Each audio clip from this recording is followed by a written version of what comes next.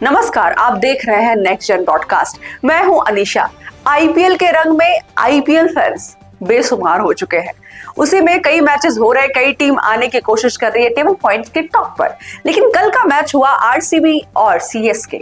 अब आपको बताते चलो कि आईपीएल के इतिहास में सीएसके वर्सेस आरसीबी का मैच किसी भारत और पाकिस्तान जैसे टूर्नामेंट से कम नहीं है।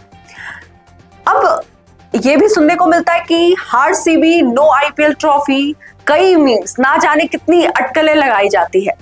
आरसीबी मैनेजमेंट पर भी सवाल उठा था जब ऑक्शन चल रहा था कि आरसीबी के मैनेजमेंट ने तो फजूल के पैसे बर्बाद कर दिए, चाहे वो स्विंग मास्टर खिलाड़ी भुवनेश्वर कुमार को टीम में लाना हो या फिर स्पिनर कृणाल पांड्या को लाना हो। ऐसे खिलाड़ी के सिलेक्शन के बाद भी आरसीबी पर कई सवाल उठाए गए। आपको बताते चलो कि कल रात का जो मैच था, रॉयल चैलेंजर्स बेंगलुरु ने चेन्नई सुपर किंग्स को 17 साल बाद उसी के होम ग्राउंड पर हराने में सफल हो गई। क्योंकि अक्सर ऐसा देखा जाता है कि आरसीबी की टीम चेपॉक में परेशानियां उनको झेलने को मिलता है और कई बार वह खेलने में परेशान होते हैं। लेकिन कल के मैच में आपको बताते चलो पूरी कहानी कि बेंगलुरु ने पहले बल्लेबाजी करते हुए 20 ओवर में 7 विकेट के नुकसान पर 196 रन बनाए थे और चेन्नई को जीत के लिए चाहिए था 197 रनों का लक्ष्य। इसके जवाब में चेन्नई 146 रन ही बना पाई। ये सुनने में थोड़ा सा अलग है क्योंकि चेन्नई चैंपियंस टीम रह चुकी है आईपीएल की, जिनके पास ना जाने 5 से 6 ट्रॉफी रह चुकी है। अब कल क्या ऐसा हुआ, तो चेन्नई की तरफ से फील्डिंग में भी गलतियां देखने को मिली, बैटिंग में भी दिखी, और जब बॉलिंग की बात आती है तो पथिराना जैसे खिलाड़ियों ने चेन्नई का खूब साथ दिया। डॉट गेंद से विराट कोहली और ना जाने कई बल्लेबाज को परेशान किया। फील्डिंग में एक गलती ऐसे दिखी कि आसान सी डायरेक्ट हिट हाथ से रह गया और आरसीबी के कप्तान यानी रजत पाटीदार को 3 बार लाइफ लाइन दी गई।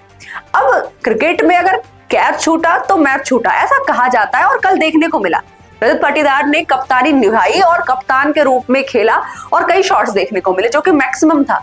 अब गेंदबाजी में चेन्नई ने खूब कोशिश की, लेकिन जब टीम डेविड जैसे बड़े कद के खिलाड़ी आपके फिनिशर जोन में आकर खेलते हैं तो वो 10 से 20 रन आपका लेकर जाता है और वही कल टीम डेविड ने भी किया।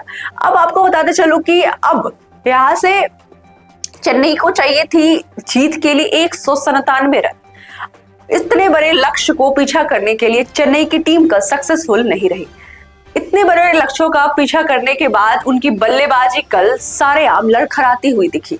फिर चाहे रचिन रविंद्र हो, शिवम दुबे हो, जडेजा हो या फिर महेंद्र सिंह धोनी।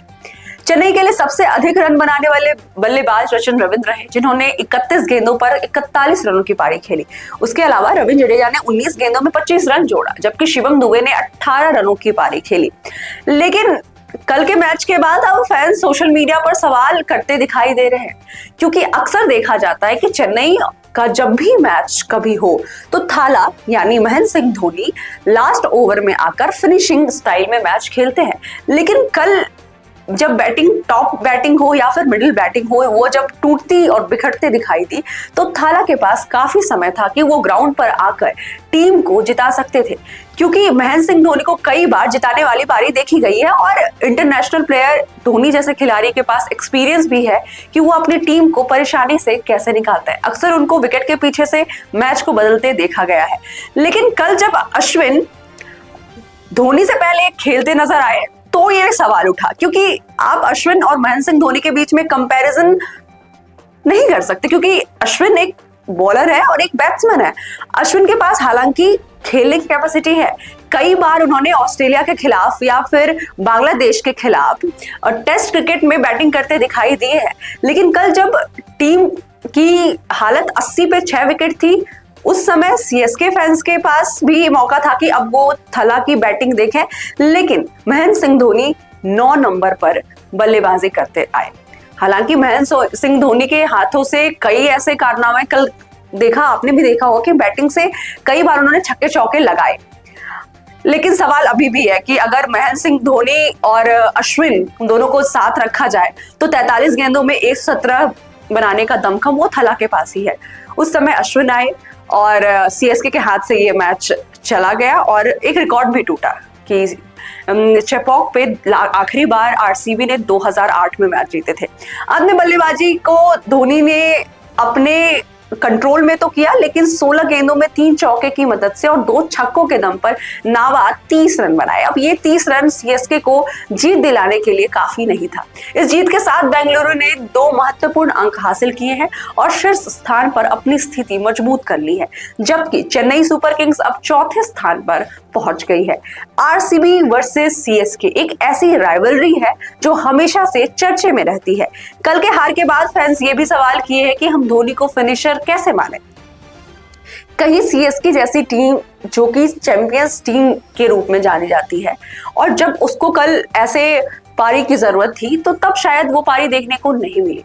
हालांकि हमें एज अ फैन किसी भी टीम को जज नहीं करनी चाहिए, क्योंकि ग्राउंड पर जब मुकाबला होता है तो ये जो गेम का नॉलेज है या फिर गेम की जो कंडीशन है उस समय वो सिर्फ खिलाड़ी को पता होता है।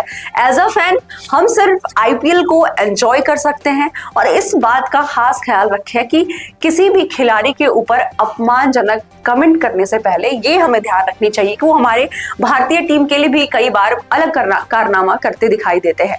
मैं अपने चैनल के माध्यम से यही मैसेज आप तक पहुंचाना चाहूंगी। लेकिन कल का मैच रोमांचक रहा था। ऐसे ही रोमांचक मुकाबला हमारे आईपीएल 2025 में कई होंगे, चाहे वो हैदराबाद जैसी टीम हो या फिर एमआई हो, चेन्नई हो या फिर लखनऊ सुपर जायंट्स हो। सबकी अपनी अपनी परफॉर्मेंस है, सबकी अपनी अपनी कैपेबिलिटी है। कौन टेबल पॉइंट्स पे आकर कंपटीशन करेगा और कौन फाइनल में जाएगी ये तो देखना होगा।